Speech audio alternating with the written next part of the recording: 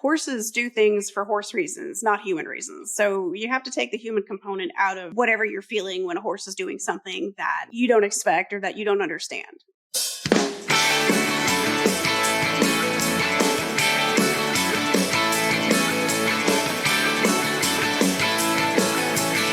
Welcome to Bit by Bit, the podcast for riders hosted by the Farm House Tack and AJR Sport.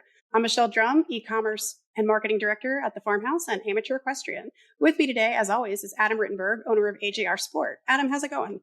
I'm doing well here. I'm glad to be back for another episode, and I think this is going to be a really fun one because I believe we're going to break down one of my animations to further explain how two-ring bit works. So I think this is a really informative episode, and I'm happy to dive into it with you.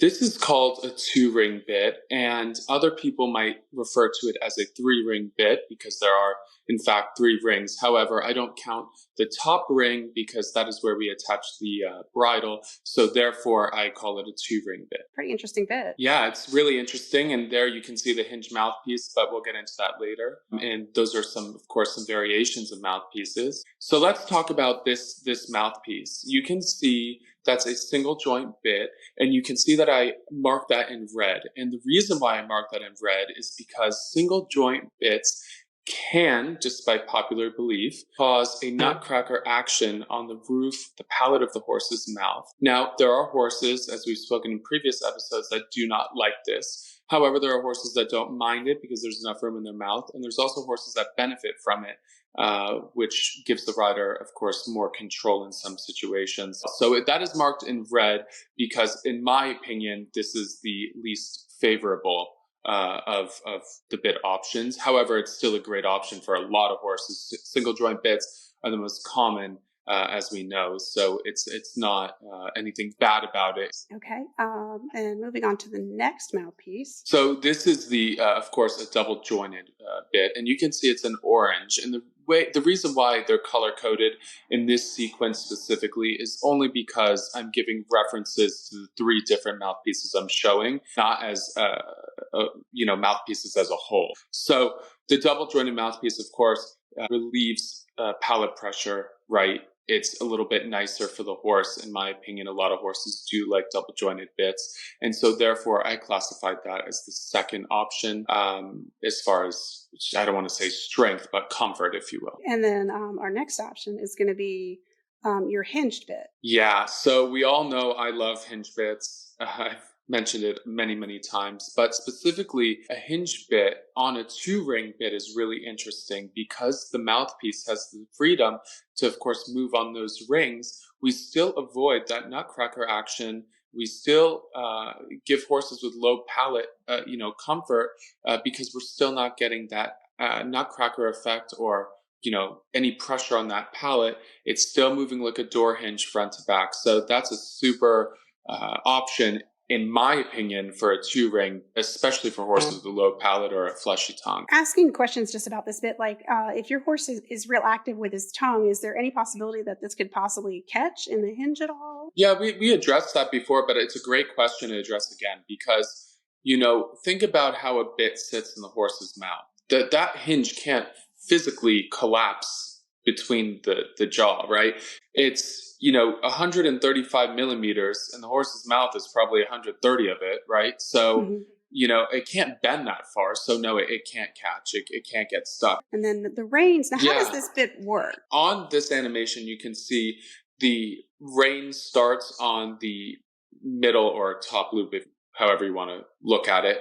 And the reason is because that offers, of course, less leverage and less pull pressure. So pull pressure, the pressure that goes behind the horse's ears, which obviously encourages them to flex or become more supple. Therefore, that middle ring's the least leverage because it's closest to where the bridle attaches to the bit, right? So then when we drop it down, then you start to get a more leverage effect, which impacts the horse's, pull, of course. But to really soften the leverage effect, if you say, oh, I really like the way this mouthpiece works with my horse, it's still a little too strong on the bottom loop, but it's not enough on the middle loop. So what am I going to do? Well, there's another option, which is adding in a converter, which we show here as well. So you get an attachment on the center, and you have an attachment on the bottom.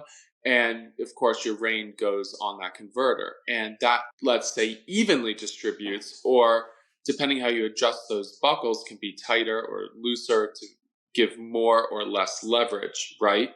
And that encourages the horse to break over. So that's really nice with the 2-ring, that you have that option as well. So would this be like a good bit for a horse who's like maybe heavy on his forehand or just built downhill? So typically, yes, I do use 2 rings in this scenario, also known as like continental gags. They are a form of gag, right? They are leverage bits.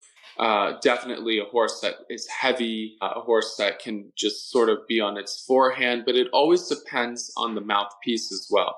Okay. All right. So we're basically combining leverage with the mouthpiece to try to encourage the horse to break over from the pole and soften the jaw at the same time. Is that the basic concept? Absolutely. And the other really nice part about a 2-ring is you can add a curb chain. That will give you another feeling, because that adds in curb pressure. I prefer either a loose curb chain to start or to vet wrap it.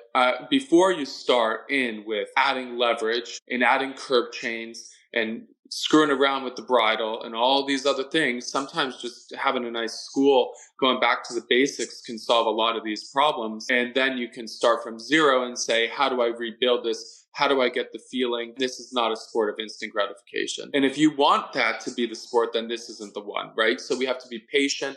We have to think like the horse. We have to, put ourselves in their shoes to try to understand. Right. And I heard a really good quote over the last week or so, and it's, it was something to the effect of, horses do things for horse reasons, not human reasons. So you have to take the human component out of whatever you're feeling when a horse is doing something that you don't expect or that you don't understand. What kind of horse would you say that this would be a good bit for? I do like this as a flat bit a lot of the times. I think it's nicer. So would you consider this like a training bit, or No, like an every I bit? think a lot of people use it every day. You can see a lot of top horses going in this bit because it's just effective. I was watching all these big shows, Rotterdam. You see a ton of 2-rings. I think that riders should also study what other top riders are doing. Look at their tack, look at their horses, right? And see, what do they use and why do they use it? So, that's why when I say study and be a student,